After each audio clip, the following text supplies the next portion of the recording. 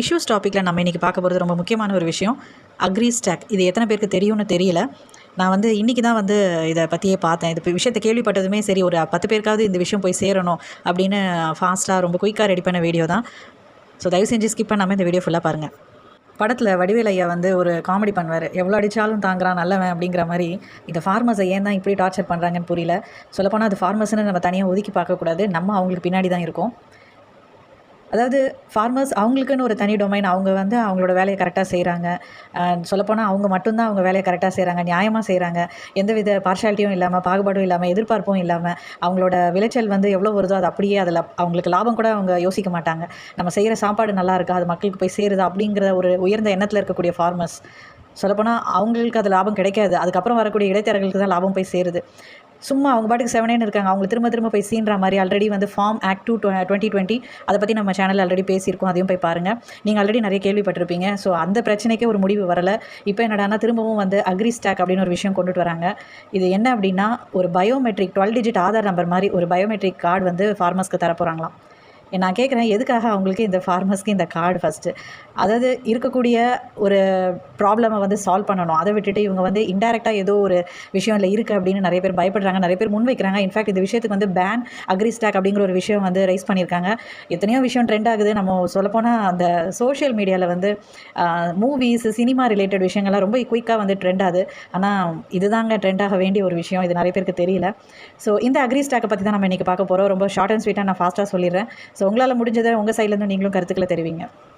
இந்த agri stock எங்கே ஆரம்பிக்குது அப்படின்னு பார்த்தீங்கன்னா, அதாவது April 13, 2021 இப்போ தான் department of agriculture, corporation, farmers welfare அவங்களும் வந்து மைக்ரோசாஃப்ட் நிறுவனமும் MOU போட்டுக்கிறாங்க. MOU அப்படின்னா ஒன்றும் இல்லை, ஒரு ஒப்பந்தம் மாதிரி பண்ணிப்பாங்க. அப்போது வந்து அவங்க ஒப்பந்தம் பண்ணிவிட்டு ஒரு பைலட் ப்ராஜெக்டாக ஒரு 100 வில்லேஜை வந்து அவங்க செலக்ட் பண்ணுறாங்க. நம்ம இந்தியாவிலேருந்து தான் செலக்ட் பண்ணுறாங்க. ஏன் எல்லாருக்கும் இந்தியா உறுத்துதுன்னு தெரியல. இந்தியாவிலேருந்து ஒரு 100 வில்லேஜ் அவங்க செலக்ட் பண்ணியிருக்காங்க. அதில் குறிப்பாக அவங்க செலக்ட் பண்ணக்கூடிய ஸ்டேட் என்ன அப்படின்னா, உத்தரப்பிரதேஷ், மத்திய பிரதேஷ், குஜராத், ஹரியானா, ராஜஸ்தான், ஆந்திர பிரதேஷ் இதெல்லாம் செலக்ட் பண்ணியிருக்காங்க. ஸோ மைக்ரோசாஃப்ட் நிறுவனம் தான் வந்து இதுக்கு MOU போட்டிருக்காங்க. ஆல்மோஸ்ட் அந்த ஹோல்டரே அவங்களால கூட இருக்கலாம். சரி, இப்போ இவங்க என்ன சொல்கிறாங்க அப்படின்னா, நாங்கள் வந்து ஒவ்வொரு ஃபார்மர்ஸோட டீட்டெயில்ஸ் எல்லாம் மொத்தமாக வாங்கிக்க போகிறோம். ஃபார்மர்ஸோட டீட்டெயில்ஸ் அப்படின்னா என்னென்னா, அவங்களுக்கு எவ்வளோ சொத்து மதிப்பு இருக்குது, அவங்களுக்கு என்னென்ன விவசாய நிலங்கள் இருக்குது, அவங்க நிலத்தில் அவங்க என்னென்னலாம் சாகுபடி பண்ணுறாங்க, பயிரிடுறாங்க, அந்த டீட்டெயில்ஸ் ஃபுல்லாக A to Z அவங்கள பற்றின ஃபுல் டீட்டெயில்ஸையும் அவங்க கலெக்ட் பண்ணி அதை வந்து ஒரு டேட்டா பேஸில் ஸ்டோர் பண்ணிவிட்டு அவங்களுக்கு ஒரு ஐடி மாதிரி கொடுப்பாங்களாம். அதுக்கு பேர் வந்து நேஷ்னல் டிஜிட்டல் ஐடின்னு சொல்கிறாங்க. இதை வந்து ஆதாரோட லிங்க் பண்ணிடுவாங்களாம். ஸோ அந்த ஒரு ஐடியை வந்து அவங்க என்ட்ரு பண்ணிட்டோம் அப்படின்னா அந்த விவசாயியோட ஃபுல் டீட்டெயில்ஸும் வந்துடும். அவருக்கு எத்தனை நிலம் இருக்குது, அவரோட வருமானம் என்ன, இந்த டீட்டெயில்ஸ் ஃபுல்லாக வந்துருமா. சரி, இது வந்து அவங்க என்ன முன் வைக்கிறாங்க அப்படின்னா, இந்த மாதிரி டிஜிட்டல் டேட்டா பேஸ் இருந்துச்சு அப்படின்னா ஃபார்மர்ஸோட இன்கம்மை வந்து இவங்க ரைஸ் பண்ணுவாங்களாம். அது மட்டும் இல்லை, அவங்களுக்கு எந்தவித ப்ரைவசி பிரச்சனையும் வராதான். ரொம்ப புவராக, அதாவது ஏழை விவசாயிகள்லாம் இருக்காங்கல்ல, லேண்ட் இல்லாமல் இருக்கக்கூடிய விவசாயிகள், இந்த மாதிரி பிரச்சனைகள்லாம் சால்வ் ஆகும் அப்படின்றாங்க. கேட்குறதுக்கு நல்லா தான் இருக்குது. சரி, அவங்க முன்வைக்கிற இன்னொரு விஷயம் என்ன அப்படின்னா, ஃபார்மர்ஸ்க்கு நாங்கள் நிறையவே ஹெல்ப் பண்ணுறதுக்காக தான் இந்த ப்ராஜெக்ட்டை மெயினாக நாங்கள் எடுத்திருக்கோம். ஃபார்மர்ஸ்க்கு எதாவது பிரச்சனைனா நாங்கள் ஹெல்ப் பண்ணுவோம். அது லோன் பிரச்சனையாக இருந்தாலும் சரி, இல்லை அந்த ஃபார்மிங்கில் அவங்களுக்கு எதாவது பிரச்சனை இருந்தாலும் அதை அவங்க தீர்த்து வைப்பாங்களாம். அவங்களுக்கு தெரியாத விஷயம் எதுவும் இல்லைன்னு நம்ம எல்லாருக்குமே தெரியும். சரி, இன்னொரு விஷயம் என்ன சொல்கிறாங்க, டெக்னாலஜி உள்ளே கொண்டுட்டு வரதுனால அவங்க இன்னும் வந்து நிறைய அதிலேருந்து லாபம் பார்க்கலாம். அந்த மாதிரி நிறைய விஷயங்களை அவங்க வரிசையாக சொல்லிகிட்டே வராங்க. நான் என்ன கேட்குறேன் அப்படின்னா, அதெல்லாம் சரிதான். ஒரு சின்ன சின்ன விஷயங்கள் தான். இப்போது இதை கேட்குற நம்மளுக்கே தோன்ற ஒரு விஷயம் என்னென்னா, ஃபஸ்ட்டு வந்து ஃபார்மர்ஸில் இங்கே எத்தனை பேருக்கு சொந்தமாக நிலம் இருக்குது அப்படிங்கிறதே ஒரு கேள்விக்குறியாக தான் இருக்குது. ஒரு சிலர்கிட்ட தான் இருக்குது. சப்போஸ் அவங்க லோன் தராங்க, ஏதாவது பிரச்சனை ஆகிடுச்சு அப்படின்னா, ஏற்கனவே ஃபார்ம் ஆக்ட் 2020 என்ன சொல்கிறாங்கன்னா, ஏதாவது கம்ப்ளைண்ட் வரும்போது நீங்கள் வந்து அதை வந்து ரைஸ் பண்ண முடியாது அப்படிங்கிற மாதிரி இருக்குது. அதில் ஆக்ட் 2ல் வரும், நீங்கள் அதை போய் பாருங்கள். ஸோ அந்த மாதிரி அதையும் லிங்க் பண்ணி பார்க்கும்போது ரெண்டும் ஏதோ பிளான் பண்ணி போட்ட மாதிரியே இருக்குது.